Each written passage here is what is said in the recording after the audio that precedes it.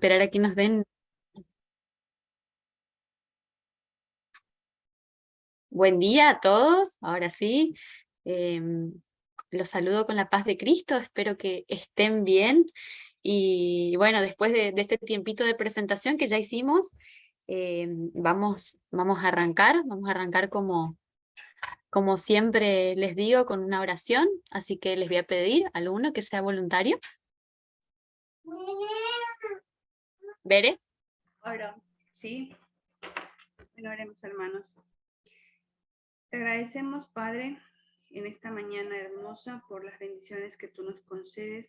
Gracias porque nos permites no solo, Señor, abrir los ojos, sino disfrutar de todas las maravillas que tú has creado, incluyendo a nuestros seres amados, Señor.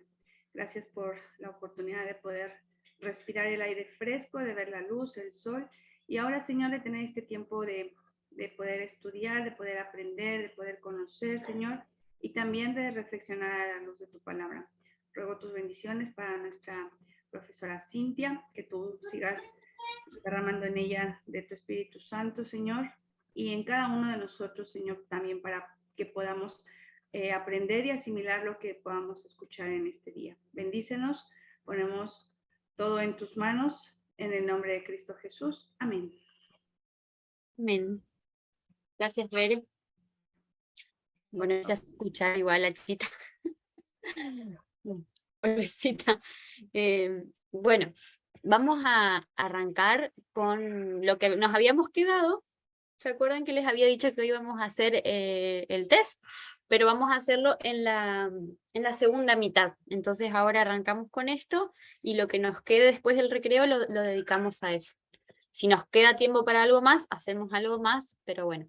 Lo que les voy a pedir para después, para cuando vuelvan, es que tengan una virome, una lapicera, un papel, como para anotar para hacer lo del test. Pero mientras tanto vamos a quedarnos un poquito con lo que nos compete ahora esta unidad. Ya veo que no vamos a terminar de hacerla, pero como una unidad, como les decía, tiene relación con la otra, no pasa nada. Así que vamos a ir haciendo a medida que, dando las unidades a medida que podamos. La idea es que estos temas les queden claros y si van surgiendo dudas, por favor, vayan diciéndome. Es más, a los que no pueden ver la clase ahora online, si ustedes tienen alguna duda mientras van escuchando, lo que podrían hacer es escribir en YouTube, en los comentarios de YouTube. Yo voy a tratar de ir revisando para ver si dejan algún comentario y por ahí pueden sacarse las dudas directamente ahí. Entonces, a la siguiente clase las tratamos de resolver. Por ahí este tema de psicología para algunos les va a resultar más fácil, para otros no tanto, entonces me van diciendo porque para mí es obviamente que tan común, tan familiar, entonces por ahí algunas cosas las voy a dar como por sabidas y no quisiera que queden ahí en el aire, así que me interrumpen, me dicen, pero me gustaría que estos temas queden claros. Vieron que la vez pasada les decía que cómo es esto de trabajar y no mezclar lo que es la consejería pastoral, la consejería cristiana, con la psicología, que bueno, a mí es como me atraviesan las dos, no la consejería pastoral, sino la consejería cristiana y obviamente la psicología. Y como les decía, como uno no puede si bien tenemos que intentar ser neutros desde nuestro trabajo como psicólogos, hay una parte que nos atraviesa sí o sí, que es lo nuestro. Y leyendo el libro de Jorge León, él es psicólogo y también es pastor, en este libro que les había dado para leer, encontré una partecita con la que me identifiqué, y la verdad es que antes de arrancar con esto quería leérselas, porque me parece que engloba lo que yo les quería decir la vez pasada y la resume un poquito. Entonces quería compartírsela con ustedes, es muy cortito. Decía, dice él, debo admitir que cuando estoy desempeñando la función profesional, o sea, psicólogo, si bien me manejo dentro de un encuadre científico, no puedo olvidar quién soy. Y aun cuando fuera posible olvidarse, lo que soy se manifestará desde mi interior, aunque no sea con palabras. Ahí es donde actúa nuestro inconsciente. Las actitudes, el lenguaje corporal y otros factores expresan sin palabras lo que uno realmente es. Cuando estoy asesorando como pastor, dice él, el encuadre es exclusivamente pastoral, por cuanto esto se encuentra limitado por el mensaje bíblico y por la oración.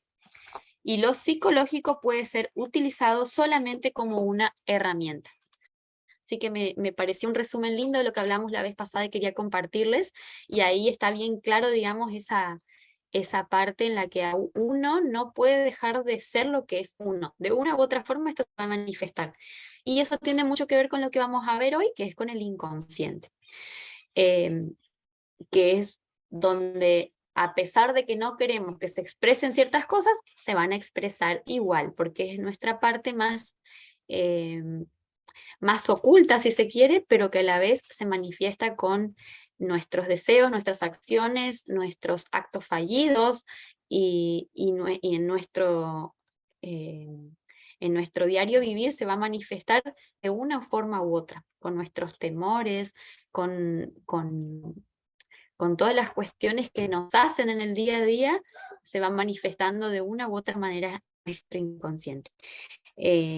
La idea, como les decía, es que tratemos de mirarnos a nosotros mismos ahora, pero que nos vaya sirviendo para lo que vamos a trabajar un poco más la semana que viene, que es ver a nuestro aconsejado. Todo esto que vamos a ver hoy, obviamente, nos atraviesa a todos. Como les decía la vez pasada, la psicología tiene sus aportes para lo que es la consejería pastoral. ¿Sí? Habíamos visto, acá les voy a mostrar, lo que es este enfoque psicológico, y lo último que nos habíamos quedado es lo que ofrecía, ¿no? Y es importante entender que es una herramienta, ¿sí? La psicología, si bien es como la herramienta que más exhaustiva es para esto, no deja de ser solamente una herramienta. Nuestro enfoque, como ya creo que dijimos un montón de veces, tiene que ser primeramente en la palabra de Dios, que eso estoy segura de que ustedes tienen mucho más que yo por todo lo que ya vienen estudiando. Sin embargo, en esta parte de lo que es el aporte psicológico, es muy importante porque nosotros como seres incompletos, como el ser humano es incompleto, no vamos a poder tener una mirada totalmente exhaustiva del ser humano, así como tampoco podemos tener un conocimiento exhaustivo de lo que es Dios. Sin embargo, Él nos da lo suficiente para que nosotros podamos conocer lo que tenemos que conocer. Mediante esa revelación divina, Él nos da lo suficiente para la salvación. Y esta salvación vamos a entenderla en el sentido más amplio de la palabra. Entonces, lo que tiene que ver con la psicología es entender que el ser humano es tan complejo, que no puede ser solamente estudiado desde el punto de vista teológico. Lo que hay que entender es que la palabra de Dios, la revelación divina, es suficiente, pero no es exhaustiva. Entonces, ahí es donde tomamos los recursos de la psicología para ver a nuestro aconsejado. ¿Se entiende? Quiero leerles un caso. ¿Sí? Por ahí la idea es que vayamos trabajando casos, porque el examen que vamos a tener de acá unas semanitas va a tener que ver con el análisis de un caso, ¿sí? Entonces la idea es que ustedes vayan aplicando ciertas cuestiones que vamos a ir viendo acá a un caso. Entonces le voy a ir leyendo casos para que ustedes vayan adentrándose en la idea, ¿sí? Me pareció lindo porque, bueno, este psicólogo pastor o este pastor psicólogo que es Jorge León, que es el libro en el que nos vamos a basar hoy, más que nada, él trabajaba ciertos casos, ¿no? Trabajaba en Cuba y había tenido un paciente o un aconsejado, y él cuenta la siguiente historia. Les voy a leer, me la acuerdo, pero las quiero leer para no olvidarme algunos detalles que me parecen importantes. Él dice: tenía delante mío un estudiante que había sentido que el Señor lo había llamado al ministerio cristiano. Sin embargo, había algo que le impedía continuar con sus estudios. Soy indigno de ser un ministro del Señor, me decía. Después de conversar un buen rato, me di cuenta de que era un joven de conducta intachable, pero se sentía indeciso, inseguro. Le parecía que algo malo iba a pasarle y que él no merecía ser ministro de Dios. Además, padecía de otros síntomas que delataban fuertes sentimientos de culpa. Él no la detectaba, no recordaba ninguna experiencia pecaminosa en su vida. Mi conducta siempre ha sido intachable y sin embargo me desprecio a mí mismo, me decía. Entonces, utilizando algunos de los recursos que ofrece la teoría y la técnica psicoanalítica, logré extraer de su inconsciente la amarga experiencia que creaba el conflicto. Aquí transcribo la experiencia traumática vivida en su niñez y escondida en las profundidades de lo inconsciente. Su mamá se desvestía delante de él. Era una mujer muy descuidada en ese aspecto. El niño procuraba no mirar. Cuando él tenía 8 años, una noche que el padre no estaba en la casa, la madre se lo puso a dormir con ella. A medianoche, él se despertó en contacto con el cuerpo de su madre. Entonces se dio cuenta de que la deseaba. Comenzó a llorar desconsoladamente, esforzándose por no despertarla. La mañana lo sorprendió sin poder dormir. Qué malo soy, qué despreciable soy, se repetía constantemente. La experiencia fue tan desagradable que la olvidó por completo, la reprimió. Lo único que recordaba era que nunca más había querido dormir con su mamá, pero no sabía por qué. Este joven sabía que ya no hay ninguna condenación para los que están unidos en Cristo, según Romanos 8:1. Sabía que el Señor le había perdonado todos sus pecados. Sin embargo, inconscientemente era incapaz de perdonarse a sí mismo. Una vez que logró conocer el porqué de su actitud, logró la liberación emocional y se produjo el crecimiento espiritual. Continuó sus estudios teológicos hasta su graduación e ingresó en el ministerio cristiano. Es súper interesante este caso, ¿qué les parece? ¿Les parece como a mí interesante? Bueno, así hay miles, miles. Lo que quería que veamos en esto es cómo actúa el inconsciente, ¿sí? Cómo a veces está tan guardado, tan oculto, algún recuerdo traumático que queda, como decía ahí, reprimido. Eso es cuando queda en el inconsciente y no sale a la luz, sino mediante algunas técnicas que podemos implementar para que esto sí salga. Entonces lo que vamos a ver hoy es el conocimiento de uno mismo mediante la dinámica del inconsciente. Y para arrancar, vamos a empezar nuevamente con Freud. Él habla de un aparato psíquico, ¿sí? Un aparato psíquico, es decir, como habíamos visto, como un aparato del alma, ¿sí? Del alma, pero en cuanto eh, a nuestra mente, ¿sí? Lo importante de entender esto es que el aparato psíquico no tiene una ubicación anatómica. No es que yo puedo abrir un cerebro y voy a encontrar el aparato psíquico. No, él habla solamente de localizaciones y las compara con el sistema óptico, con el aparato óptico, ¿sí? Porque habla de que hay como algo adelante que se ve, algo más atrás y algo más atrás. Lo compara en ese sentido, pero vuelve a recalcar de que no hay un lugar donde uno pueda encontrar el inconsciente. Si bien lo plantea como este ejemplo, es únicamente para ubicar que hay lugares dentro del sistema, ¿sí? Hay lugares, pero no tienen una ubicación fisiológica. Eso es importante saber. Y él habla, en el aparato psíquico, se refiere a estos lugares como tópicas, ¿sí? Él habla de tópicas, no de lugar precisamente. Porque la tópica en griego, bueno, quiere decir topoi, que es lugares. Habla de tópicas. Y él tiene 2 tópicas. La primera fue mediante el libro de la interpretación de los sueños, ahí explica la primera tópica en 1900, si no me equivoco, sino en 1900, donde habla del consciente, del preconsciente y del inconsciente. Esa es la primera tópica. Y la segunda tópica la planteó en 1923 en el libro que se llamó el yo y el ello, y habla de la segunda tópica que es el ello, el yo y el super yo. Esta es la segunda tópica.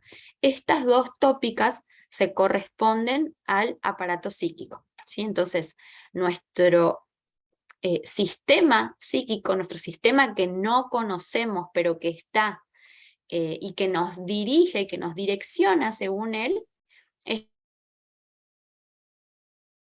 está conforme consciente e inconsciente por un lado, y el ello, yo y super yo.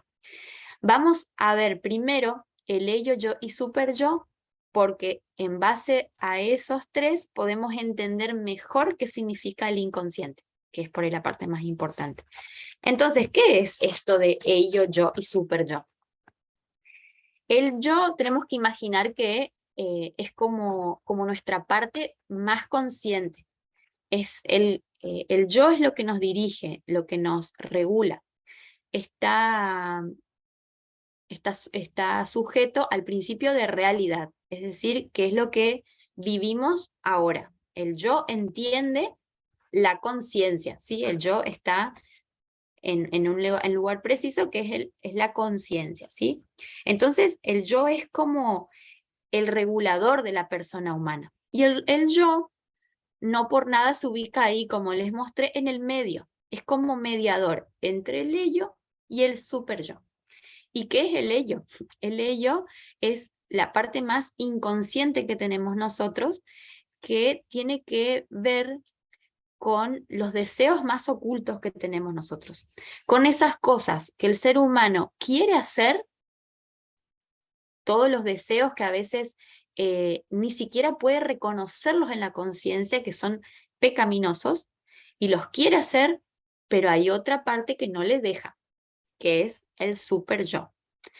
El ello está regido por el principio del placer, ¿sí? Es lo que quiero hacer. El yo, como habíamos visto, está regido por el principio de realidad, que es lo que vivo, ¿sí? Y el super yo, si bien Freud no lo dice expresamente, podemos entender que está regido por el principio del deber, ¿sí? El super yo, dice él que es la culminación del complejo de Edipo cuando uno adopta todas las normas morales, todo lo que debo ser, ¿sí? Yo debo ser, es lo que me dirige en cuanto a la moral, los valores, todo lo que la cultura, mi enseñanza me dice que yo tengo que ser. Por ejemplo, una persona puede,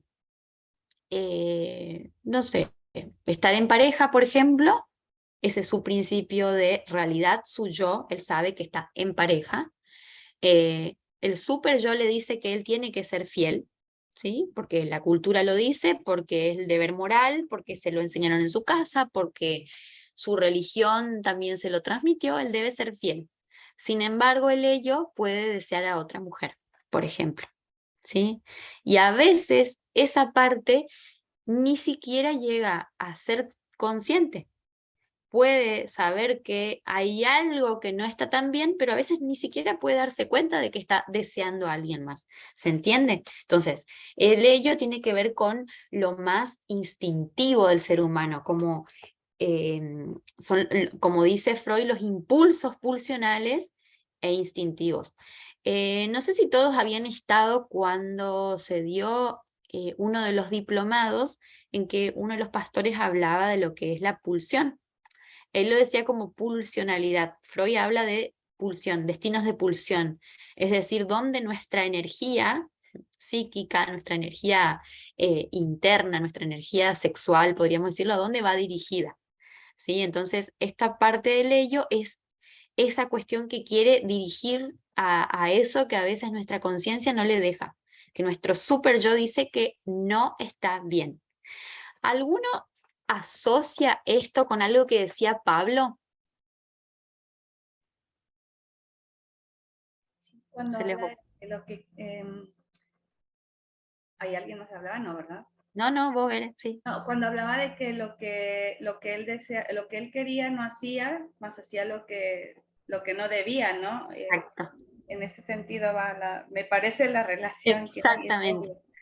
Muy bien, muy bien. Tiene que ver con eso, ¿no? Tenemos ese ejemplo, creo que es el más claro de la Biblia, por lo menos para mí, en que Pablo decía que él quería, no hacía lo que quería hacer, y hacía lo contrario. Entonces ahí es donde vemos un claro ejemplo donde rige esta segunda tópica, y la primera también, pero para explicarlo ahora es la segunda tópica, donde el ello le decía, hace esto, y el súper yo le decía, no, fíjate que no es por ahí. Y el yo, que es el principio de realidad, le decía, a ver, ubico estas dos cosas y trato de ir por un camino en el medio. Si bien se considera que Freud fue el creador o el que descubrió el inconsciente, también hay algunos indicios de que se habla de esto en Platón. Él decía que se imaginaba que el ser humano iba en una carroza que era tirada por dos caballos. Uno era feo y malo, que le quería ir por un camino que era a su elección, y había otro caballo que era bueno y lindo, que le hacía ir por lugares como placenteros y lindos. Y el del medio, que tenía que ir el yo, o sea, la persona que iba agarrando a los dos caballos, trataba de hacerlos ir por el camino del medio. Es un ejemplo que decía Platón, y dibujitos aparece como el diablito y el angelito. Bueno, más o menos viene por ahí, en que hay una parte en la que quiero hacer algo y no debo, y la otra que me dice lo que está bien que tengo que hacer. ¿Y quién decide? Como el del medio, el yo, es el que va a decidir. Em, Ahora, el ello, que ya les voy a explicar un poquito después, es puramente inconsciente, ¿sí? Eso está ahí bien oculto. Es muy difícil hacerlo consciente, pero es puramente inconsciente. Ahora, el yo y el super yo tiene su parte eh, más que nada consciente, pero también tiene como una partecita inconsciente, ¿sí? El yo más que nada está como en la parte de la conciencia, preconciencia, y el super yo como que está ahí. A veces me puedo dar cuenta bien conscientemente de las cosas que me rigen como mi deber, y hay otras que no. A ver, déjenme pensar en un ejemplo. Em, A ver, por ejemplo, yo puedo saber, o cualquier persona, ¿no? Puede saber que debe respetar las normas planteadas por la iglesia, por ejemplo, y sabe, es consciente de que, por ejemplo, no va a ser condenado porque a veces no pueda cumplir toda la ley. Sin embargo, aparece igual el sentimiento de culpa. Y a veces se cuestiona, ¿y por qué? A ver, si yo sé que soy un ser humano en falta, si no lo hice a propósito, si sé que Jesús me perdona, si sé que es por gracia la salvación y no por las obras, que me puedo equivocar. Sin embargo, igual como que prevalece algo esta. Puedo saberlo a nivel consciente, pero hay una parte de ese super yo que está tan incorporada, tan arraigada, que igual nos hace como sentirnos culpables. ¿Se entiende? Entonces, el super yo es como esa parte consciente e inconsciente. Es darse un permitido, dice Liti. Claro, claro, claro. Bueno, entonces, más o menos, queda un poco explicado esto del ello, yo y super yo, más o menos van entendiendo. Entonces, les explicaba primeramente estas tres para poder entender después la otra. Otra de las cosas que tiene como sus orígenes antes de Freud, Freud es como que lo puso en palabras, pero ya se venía hablando de eso. Entonces, algo que podemos ubicar como el inconsciente también, como estar hablando del inconsciente, también tiene que ver con Platón, que él decía, les voy a leer esta acá, que él decía, existe en cada uno de nosotros un cierto género de deseos que son monstruosos, salvajes, desenfrenados y que a menudo parecen enteramente normales. estos deseos aparecen sobre todo en los sueños. ¿Por qué Freud habla de esto en la interpretación de los sueños? Porque él decía que en los sueños nosotros manifestamos nuestro inconsciente, todos nuestros deseos que son reprimidos se manifiestan en los sueños, con algo que se llama desfiguración onírica, que es que generalmente cuando estoy soñando decís, no, yo no deseo eso que soñé. La desfiguración onírica nos viene a mostrar en el fondo que hay un deseo, pero no se ve. Entonces Platón decía esto, que tenemos como esa parte que es muy, mi conciencia, a veces ni siquiera mi conciencia las tolera, pero que sin embargo puede que estén ahí, en el inconsciente y sobre todo en esa parte del ello. Y él dice que es el ello, vieron que es, que no lo nombra como él o ella, sino porque, bueno, ahí no sé si tenemos un poco de lenguaje inclusivo con este Freud, que decía el, bueno, no es el ella, sino que es ello, porque no tiene un género. Él decía esto, que no tenía un género, no tenía como algo que sea el deseo, sino que es un todo, ¿sí? Es como algo que rige a cualquier persona de cualquier forma y es como esa cuestión como impulsiva. Entonces por eso él no le pone como un género. Les quiero explicar esto con un dibujito. Bueno, para que entendamos un poquito más. En la parte de la conciencia, vamos a encontrar consciente, preconsciente. A ver, él lo ubicaba, como les decía, como en supuestos lugares, como para entenderlos, para hacernos dar cuenta de cómo vienen los recuerdos. Tenemos como nuestra parte oculta, que es la más oscurita, que es el inconsciente, preconsciente y consciente. ¿Qué pasa? ¿Por qué generalmente no se nombra el preconsciente? Porque es como el paso, es como el salto que da del inconsciente a la conciencia. Yo me quedaría más que nada con que se queden con esto de la conciencia y el inconsciente, ¿sí? La conciencia y el inconsciente. El inconsciente, como les decía, está regido eh, puramente, el ello, perdón, está regido puramente por lo inconsciente, el super yo tiene su parte consciente y yo también, ¿sí?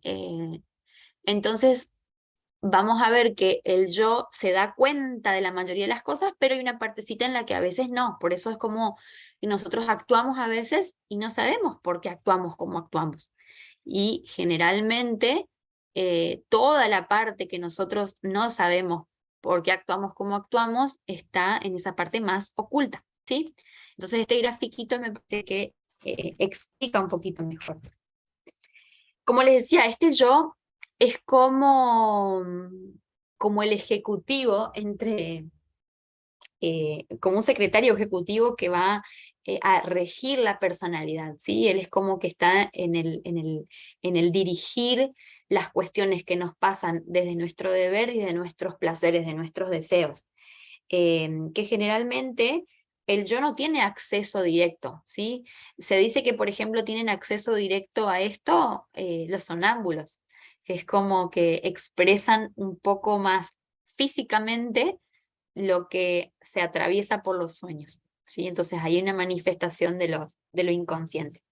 Ahora, Freud, bueno, ahí tenemos vieron que mucho se habla del ejemplo del iceberg, que es que lo que está bien abajo del iceberg, que no se puede ver, que uno se sorprendería con el pedazo de hielo que hay abajo, que no se ve, está igual, que es la parte inconsciente, y el yo, que es la parte consciente, el super yo ahí, es lo menos que se puede ver. Es lo típico que decimos nosotros, que estamos viendo a una persona, más o menos podemos conocerla con lo que vemos todos los días, pero no sabemos realmente qué hay adentro. El tema es que ni siquiera la persona misma sabe qué hay adentro. Nosotros no sabemos. En psicología hay una frase que dice, que a mí me gusta, que dice, caras vemos, mentales no sabemos. Entonces, esto está regido principalmente en el consciente por los pensamientos, las percepciones, las sensaciones, lo que yo puedo ver, lo que puedo palpar, lo que puedo sentir ahí directamente. El preconsciente, bueno, el que tiene que ver como el paso, les decía, recuerdos, conocimientos, los valores, que están ahí, pero que tengo que hacer un poquito de memoria para entender por qué están ahí, ¿se entiende? Es como el procesamiento mental. Y en el inconsciente vamos a encontrar nuestros miedos, nuestros deseos sexuales, nuestros deseos reprimidos, los impulsos violentos, deseos, las apetencias que son inmorales, necesidades egoístas, experiencias que son vergonzosas. Todo eso está en el inconsciente y más que nada el ello tiene que ver con las partes del deseo que me fueron reprimidas. Por ejemplo, un miedo no es por parte del ello, está en el inconsciente, pero no se rige por el principio del placer. Sin embargo, hay otras cosas que sí, que las deseo, que según Freud están ahí, pero que yo ni las conozco y no las puedo traer a la conciencia. Les voy a dejar un ratito más por si quieren ver esto un poquito más. Bueno, Freud arrancó su teoría en base a otros psiquiatras que también estaban haciendo como estudios y tenían como sus experiencias con sus pacientes, y él tomó su aprendizaje de tres, pero quiero contarles solamente uno, que fue Breuer, que fue, él hablaba de un método catártico y utilizaba la hipnosis, y a partir de un caso específico que tuvo Breuer, a Freud se le prendió la lamparita de que algo de esto estaba pasando. Dice que había una joven de 21 años que estaba cuidando a su papá, que estaba en el lecho de muerte. Y dice que mientras lo estaba cuidando, bueno, en el lecho de muerte o estaba gravemente enfermo, no sé si estaba en el lecho de muerte. Bueno, dice que mientras lo estaba cuidando, a ella se le empezaron a venir como síntomas como extraños, en los que tenía como contracciones, inhibiciones, tenía confusión mental, pero había un síntoma particular, que era que ella no podía tomar agua, ¿sí? Era como una cuestión extraña que le impedía tomar agua. Se moría de sed y ella no podía llevar un vaso de agua a la boca. Y tenía que saciar su sed solamente comiendo frutas, no podía. Entonces, Breuer había hecho su tratamiento, que en esa época él la basaba en la hipnosis, que incluso fue algo que Freud también implementó, pero que después se dio cuenta de que no era necesaria la hipnosis.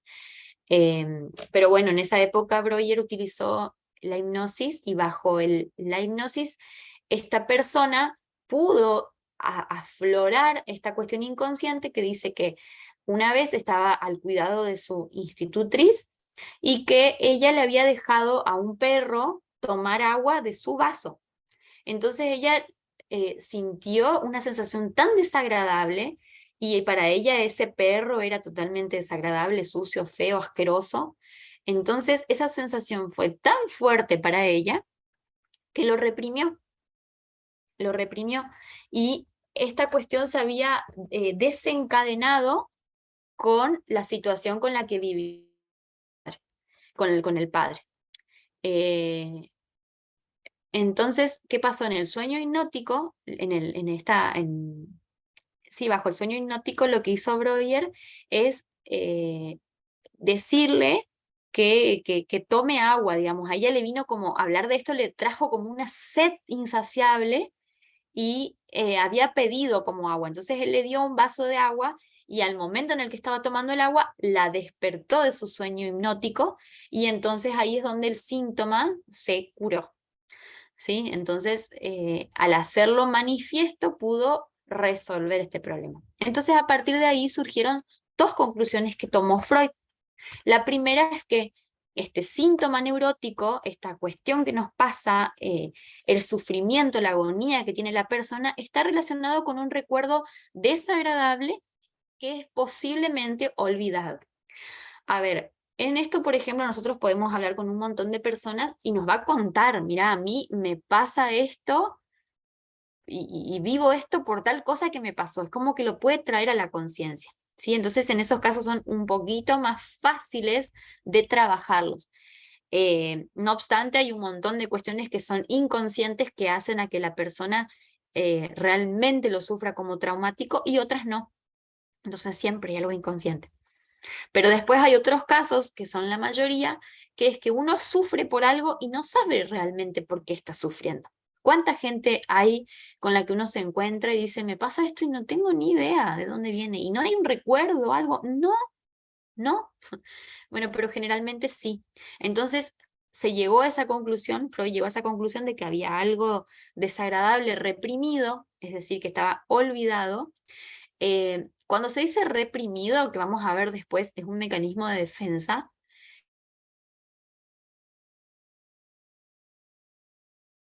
guardado, está como en una caja fuerte en algún lado que no tiene un lugar anatómico, está guardado bajo muchas llaves, pero no está olvidado. Entonces, lo reprimido lo que suele hacer es volver a nuestra conciencia de alguna forma en que no nos demos cuenta. Por ejemplo, a esta chica le había pasado esto de sentirse con esa sensación tan desagradable de lo que había pasado con ese vaso de agua y se lo había olvidado, o sea, se lo había reprimido, pero aparecía cada vez que quería tomar agua. Y ya no sabía por qué, pero aparecía. Entonces nuestra conciencia aparece, pero no de la misma manera, ¿se entiende? Y la otra conclusión es a la que llegó Freud, es que el desahogo, la confesión, ay, quedó mal escrito, me molesta, del conflicto puede eliminar los síntomas. Entonces el desahogo, la confesión de conflicto puede eliminar los síntomas. Puede, no necesariamente. A veces la gente cuenta y no resuelve nada. Entonces hay que charlarlo, hay que hablarlo, hay que sacarlo, hay que tratar de cambiar la idea del pensamiento para que realmente funcione esa confesión del conflicto. Pero muchas veces, cuando esa cuestión que está tan oculta, sale a la luz, el síntoma se alivia muchísimo y la persona puede vivir mejor, por lo menos, ¿no? Entonces, ¿me siguen hasta acá? ¿Vamos bien? Veo solo 3 cabecitas acá, así que, a ver, los voy a poner un poquito más grandes, a ver si alguno más me dice que va bien. Ah, están todos ocultos. Bueno, confío en que me siguen. Bueno, entonces, vamos a ir a cómo conocemos nuestro inconsciente. Como bien les decía, hay una parte de nuestra niñez que tiene mucho de importante, si no lo más importante. Y Freud lo que va a decir es que el núcleo de nuestra neurosis, de nuestros síntomas, digamos, tiene que ver con cuestiones inconscientes que más que nada fueron fijadas cuando somos niños. Ustedes piensen, bueno, este autor dice, por ejemplo, que los trastornos bueno, que también Freud lo decía, los trastornos de la vida adulta tienen que ver con traumas infantiles. Y el niño es como un cemento fresco, que quiere decir que hasta un ave, siendo tan liviana, puede dejar impregnada la huella en este cemento fresco. Y el adulto es como un cemento duro, frío, consolidado, que ni un elefante puede venir a dejar su huella. ¿Qué quiere decir? ¿Que no se puede hacer nada con el adulto? Sí, el cemento se puede romper, se puede cambiar, sin embargo es más difícil.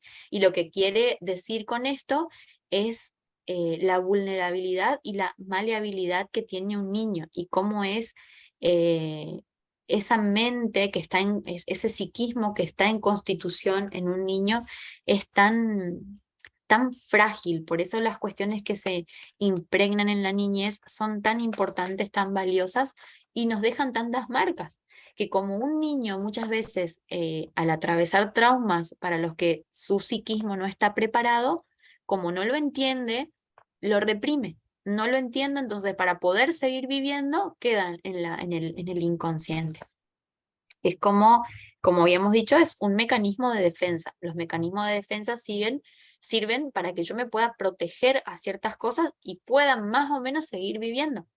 Sin embargo, eso no quiere decir que no nos traiga sufrimientos igual en la vida adulta. Entonces, fíjense que la vida de una persona puede ser arruinada por una experiencia traumática. Les quiero leer también un caso. Ay, vamos a quedarnos un ratito con esta acá. Les quiero leer un caso de un niño. Se trata de un niño de 6 años, huérfano de padre, cuya madre ha tenido una aventura amorosa y está embarazada. El niño acepta la llegada de un hermano, a pesar de la situación anormal de no saber quién es el padre. Un mes después del nacimiento del bebé, la madre lo regala a un matrimonio desconocido. El niño se ha sentido solo. Su padre ha muerto, su madre está siempre trabajando y ahora de repente le arrancan a su hermano. Quizás a esta madre, cemento duro, el recuerdo del hijo que regaló le venga de vez en cuando a la mente. Pero al niño, cemento fresco, la experiencia lo destruye. Al arribar a la adultez necesita contención, guía y orientación. En este caso no hay ningún recuerdo de la experiencia del hermano regalado, pero hay otros, bueno.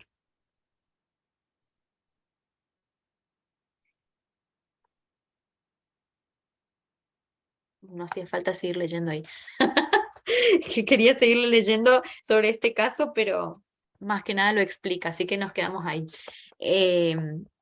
Entonces, bueno, este caso me gusta porque trae a colación lo que les venía diciendo del cemento fresco, el cemento duro, de cómo la mente de un niño puede ser.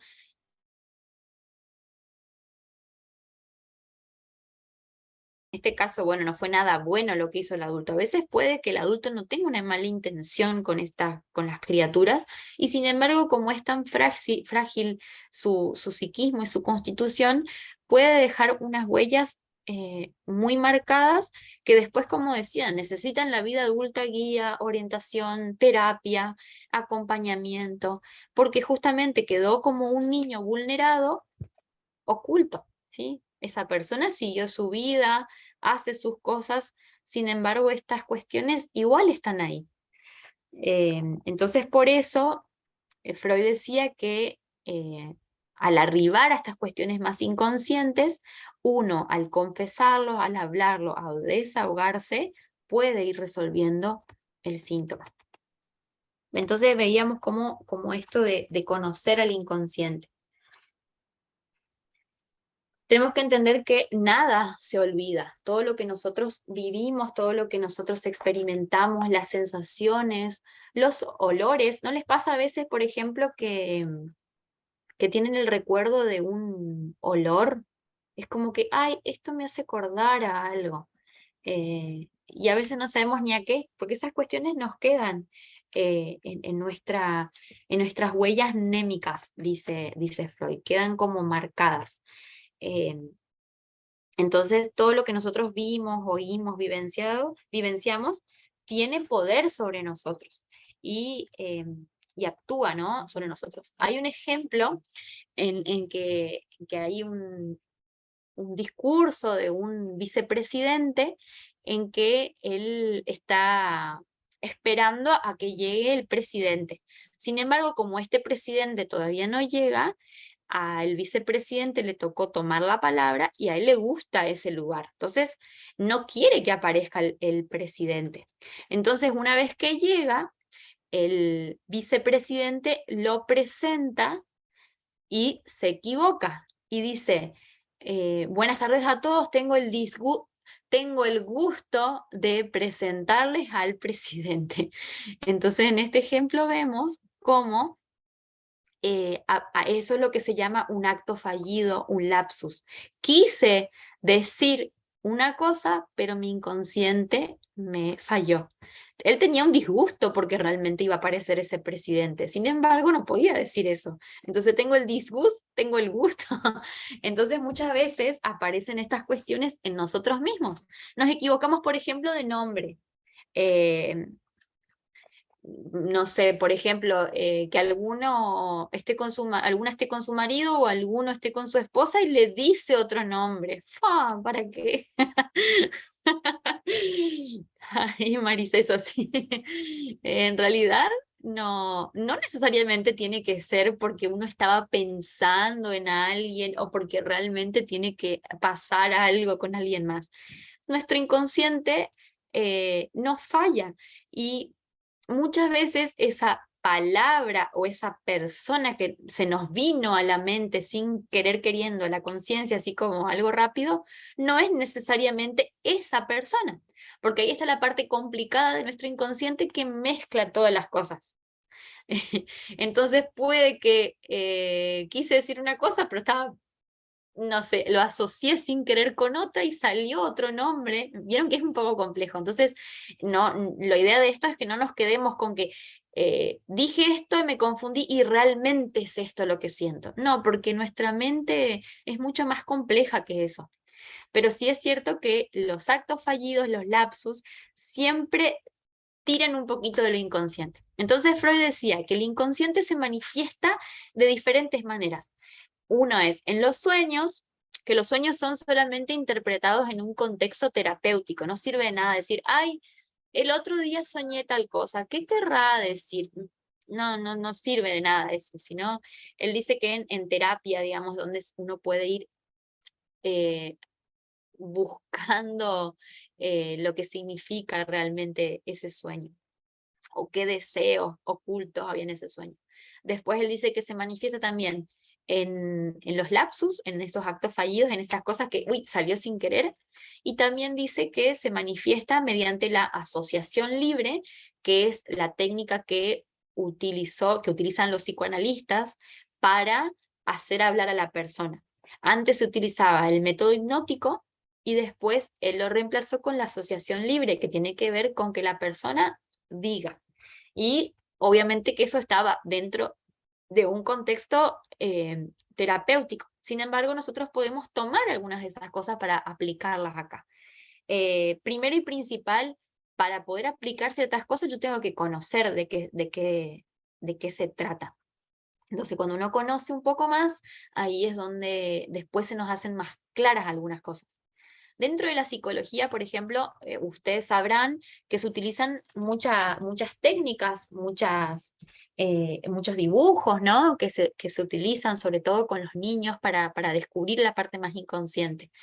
Eh, por ejemplo, está el HTP, que es House Tree Person, que es la casa, el árbol, la persona, que es creo que el más conocido. Después tenemos el de las manchas, que es el Rorschach, que es uno de los más complejos y el que más exhaustivo es.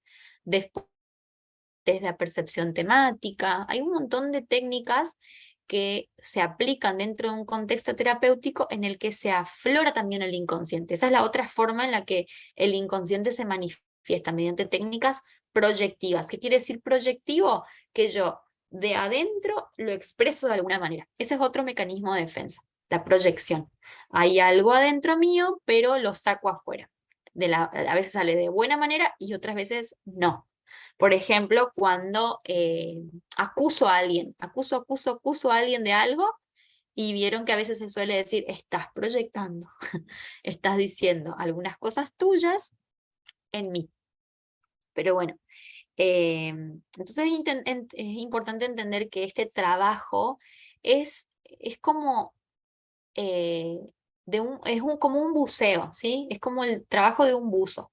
El trabajo del psicólogo es ir hasta las profundidades.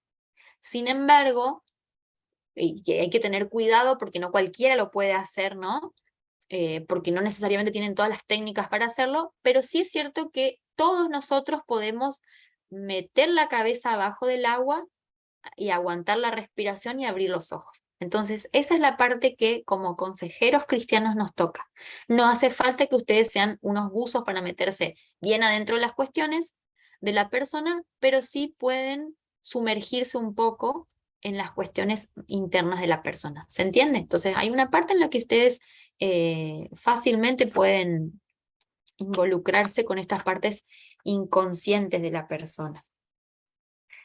No sé a qué hora estamos. Bueno,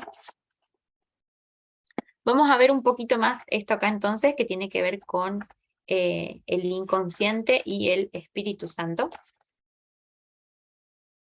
Vamos a ver que, como veníamos viendo, eh, nuestra parte voluntaria, como decía acá, nuestra conducta voluntaria, vemos que no es tan voluntaria, es decir, que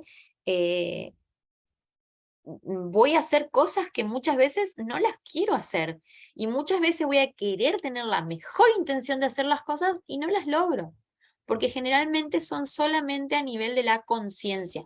A nivel de la conciencia yo puedo pretender un montón de cosas. Por ejemplo, una persona que es colérica, que tiene ira, que no maneja su ira. En el momento de la ira, le sale lo peor que puede salir. Cuando esas tensiones bajan, ¿qué pasa? Aparece la parte del el sentimiento de culpa, al darse cuenta de que no estuvo bien, y en este arrepentimiento dice, no, la próxima vez yo no me voy a comportar así. ¿Y qué pasa una próxima vez? Hace lo mismo o peor. ¿Por qué? Porque a nivel consciente sí hay buenas intenciones de cambiar, de ser mejor, pero como esta parte más interna no se trabaja, vuelvo a hacer todo lo que antes lo hacía. Ahí está la parte de entender que en el ir en este inconsciente están todos nuestros pensamientos, nuestras ideas más arraigadas, bien enraizadas en nuestra mente, que nos determinan. Por ejemplo, una de las cuestiones que puede estar muy inconsciente en la persona es decir, yo necesito que todas las cosas salgan como yo quiero, porque si no, no puedo ser feliz. Por ejemplo, un ideal que puede haber. Entonces, eso está muy inconsciente. Después estoy con mi hermano y no me trajo las cosas que me había dicho que me tenía que traer como yo las quería, y me enojo, tiro todo, rompo las cosas.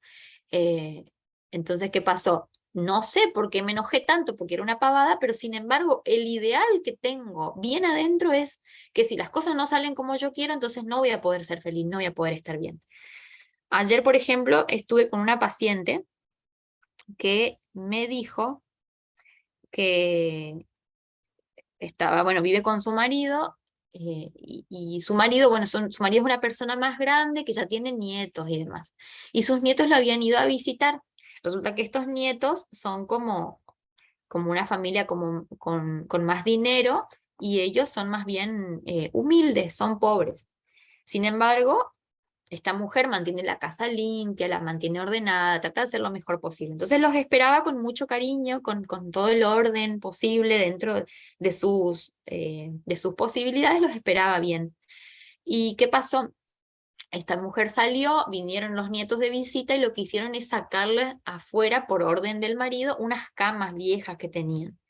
La cosa es que esta mujer volvió y se despelotó todo en su estantería, ¿no?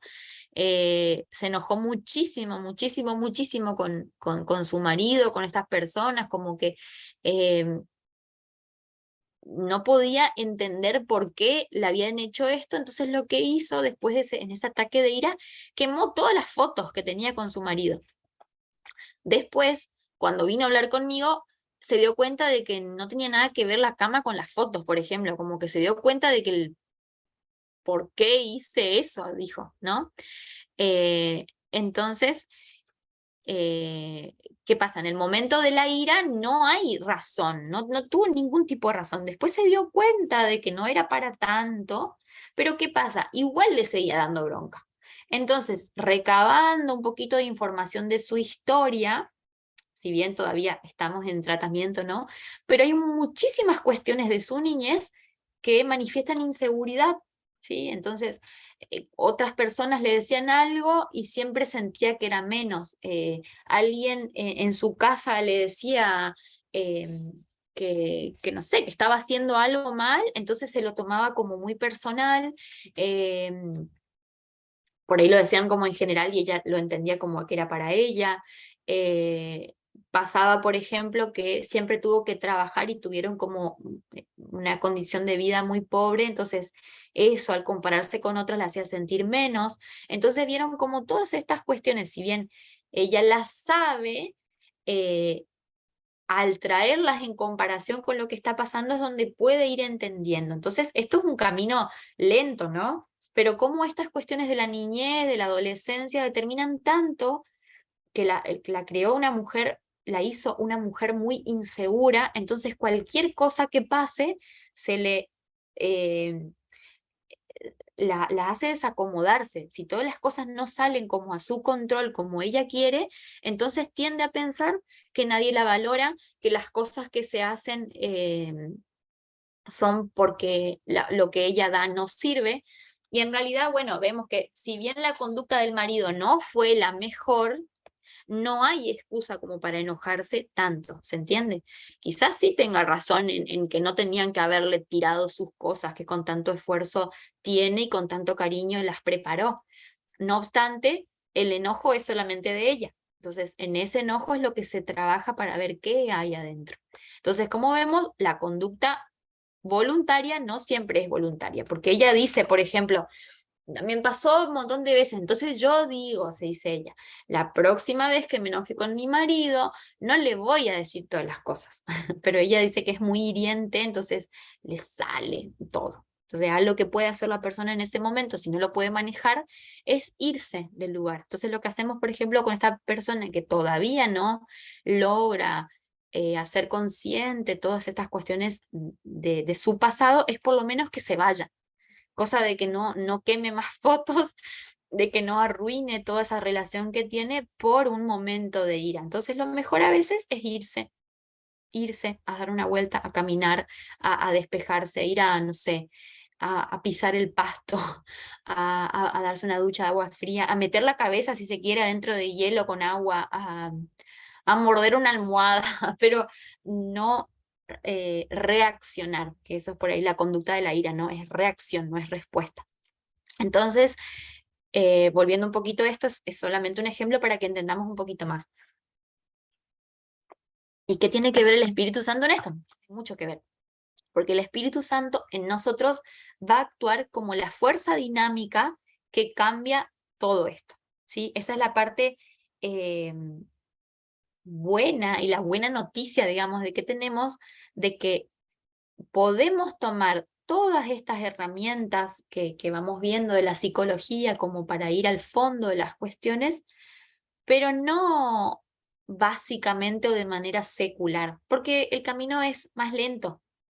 En cambio, nosotros tenemos este ayudador que hace que el camino sea un poco más corto, porque lo que hace el Espíritu Santo es revelar el inconsciente. Nosotros con el Espíritu Santo podemos tener la guía para saber qué es lo que está pasando. O nunca les pasó que ustedes no entienden algo y le piden a Dios que les muestre realmente qué es lo que tienen que hacer, qué es lo que tienen que cambiar, qué es lo que está mal. Y quizás no es tan sencillo cambiar, pero por lo menos tenemos un primer indicio de que es entender por dónde viene. Entonces el Espíritu Santo actúa como este, eh, esta revelación, actúa como el camino más corto a llegar al inconsciente, ¿sí? Entonces, por ejemplo, el autor de este libro se plantea, ¿el Espíritu Santo es una herramienta de Dios o es una herramienta, perdón, el inconsciente es una herramienta de Dios o una herramienta de Satanás? Entonces, es como una pregunta interesante. ¿Qué creen ustedes?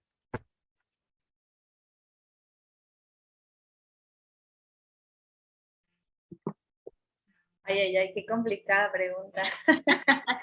No, yo creo que es de Dios, porque todo lo que somos Dios lo creó perfecto. Solo que en esa humanidad a veces nuestra irracionalidad se hace presente. Eh, esa parte de la carencia del dominio propio, que me parece que tiene algo que ver con esto de lo voluntario que se vuelve involuntario, es parte de nuestra parte pecaminosa, me parece a mí, de nuestro pecado, de nuestra naturaleza caída, porque Dios no creo haya hecho algo imperfecto, y esa parte de nuestro ser, que es el inconsciente, que forma parte de nosotros, debe ser perfecto.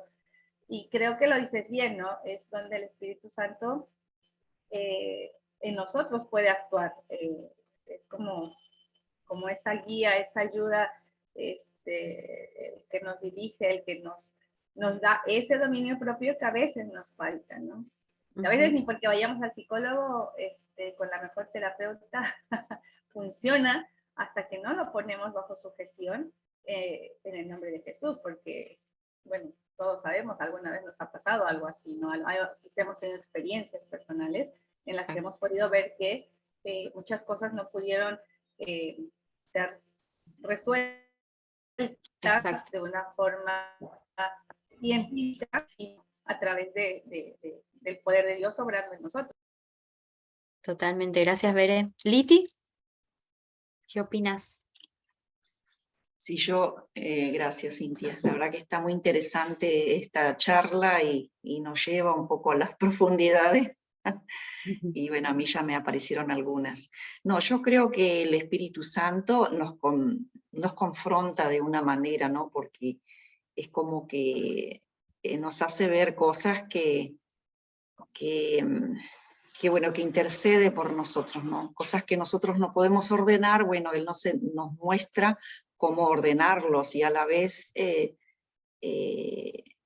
nos inquieta un poco, ¿no? Yo pienso que el Espíritu Santo es de Dios, nos confronta y nos inquieta. Es algo bueno que el Señor puede usar para mejorarnos, para tocarnos, para guiarnos, ¿no? Es como dice Bere también, bueno, ese dominio propio, contar hasta 10 y reaccionar, ¿no? De pronto, yo a veces cuando me enojaba, antes me enojaba mucho, ahora sigo enojándome, pero ya no como antes, ¿no? Es como que agarro y hago justo lo contrario de lo que estoy sintiendo. Y eso me ayuda, me ayudó a corregirme un poco y sacarme ese mal gusto de enojarme tanto y hacerme tanto daño, ¿no? Si bien fuimos criados de una manera como antes nuestros padres, bueno, hacían lo que sabían, y de pronto los chicos cuando crecían no eran lo mejor visto de la casa, entonces teníamos que escuchar muchas veces insultos que nos dañaron mucho, ¿no? Y como decís vos, que está ahí, que uno no los olvida, ¿no? Y de alguna manera eso aflora y uno dice, y bueno, ya yo no lo hago lo mismo, ya eso sé que no está bien, pero de alguna manera estamos hechos bolsa, ¿no? Sí. Y gracias al Espíritu Santo que nos confronta, que nos muestra, y que podemos ser diferentes, ¿no? Es ese Abba que clama por nosotros, que intercede y que nos hace avanzar, y bueno, y mediante ese sufrimiento nosotros podemos ayudar a los demás. A mí me pasa que yo de mi sufrimiento pude aplicar y pude enseñar para el bien a mis hijos o a mi entorno. Así que bueno, gracias al Espíritu Santo, la verdad que es algo que está muy bueno. Gracias Liti, gracias por sincerarte con esto también que te pasó, que creo que estas experiencias son las que más nos enriquecen, y sí, es cierto como nuestra niñez es tan importante que por ahí muchas cosas realmente las tenemos resueltas de nuestra niñez. A veces el recuerdo sigue siendo un poco doloroso, y también porque nos marcan tanto nuestras experiencias infantiles que sin querer queriendo tendemos a repetir ciertas cuestiones en la vida adulta. Y a veces aparecen cuestiones en la vida adulta que no necesariamente tienen que ver con algo que nos hicieron, pero sí una mala interpretación de ciertas cuestiones de la infancia. Pero volviendo a esto, sí, el inconsciente yo no creo que tenga que ser una herramienta de Satanás. Si nosotros nos desviamos, por decirlo así, creo que lo puede utilizar como herramienta. Pero sin embargo, confío en esta parte en la que solo Dios conoce nuestros pensamientos y nuestra parte interna, por ende solo Él sabe realmente lo que hay en nuestro inconsciente. Entonces, si solamente Él conoce lo que hay en nuestro inconsciente, solo mediante el Espíritu Santo podemos realmente traerlo totalmente a la conciencia. O quizás no totalmente todo. Me parece que lo va a traer el inconsciente, va a traer el Espíritu Santo, nuestro inconsciente, todo lo que necesita nuestra conciencia, porque yo creo que no necesariamente siempre se necesita saber todo. Siempre se dice que el saber todo es un compromiso muy grande. A veces es mejor no saber algunas cosas, porque cuando uno empieza a conocer y tiene más saber, a veces sufre más. Entonces hay que intentar manejarlo de la mejor manera. Y está bueno traer estos ejemplos, ¿no? De cosas que nos pasaron y cómo el Espíritu Santo actúa en nosotros. Yo si les contara, con el tema de la ira también, sí, yo lo padecí muchísimo, muchos años, era muy colérica. Es más, como vos decís, me enojo, pero ya no reacciono. Es como, a ver, tampoco quiere decir que, ay, me las sé todas y que nunca hago nada mal, no. Pero sí es cierto que si me comparo con años atrás, yo me doy cuenta cómo Dios actuó en mí, porque, no sé, es como que ya no me enojan pavadas que me enojaban antes. Es más, empecé a darme cuenta de que la única que elige si me enojo o no me enojo y qué hago con ese enojo soy yo. El otro hace cosas. Yo elijo si me enojo o no me enojo. No es que vos me haces enojar, yo me enojo. Aparte, algo interesante del enojo, que lo podemos utilizar a nuestro favor, es que cuando yo le digo al otro, vos me haces enojar, lo pongo en el compromiso inconsciente de defenderse. Entonces uno nunca llega a nada. Vos, porque decís tal cosa. Y la otra persona, no, como que se defiende y nos ataca también. Entonces es un círculo que no termina. Ahora, cuando yo le expreso mis emociones, mirá, yo me enojé por esto, a mí me pone triste tal cosa, el otro día que pasó tal cosa me puse re mal, lo que hago con expresar mis sentimientos es obligarlo inconscientemente a que me comprenda. Entonces, no lo obligo a que se defienda, sino que lo obligo a que me comprenda. Entonces, no tiene nada para venir a decirme de lo que yo estoy sintiendo, porque yo lo estoy sintiendo. Entonces, la forma de manejarlo es un poco más fácil. Así que bueno, ¿vieron cómo actúa el inconsciente? Ese inconsciente que viene a molestar. Pero bueno, bienvenido sea que venga la luz para que uno pueda traerlo a la conciencia y manejarlo gracias al Espíritu Santo. Bueno, chicos, vamos a, mira, 10 y 15 minutos, justo 10 y cuarto. Vamos a dejarlo acá y cuando volvamos vamos a hacer nuestro test. ¿Les parece? Así que bueno, nos vemos y media. Cualidad inglesa, gracias, Cintia. Bueno.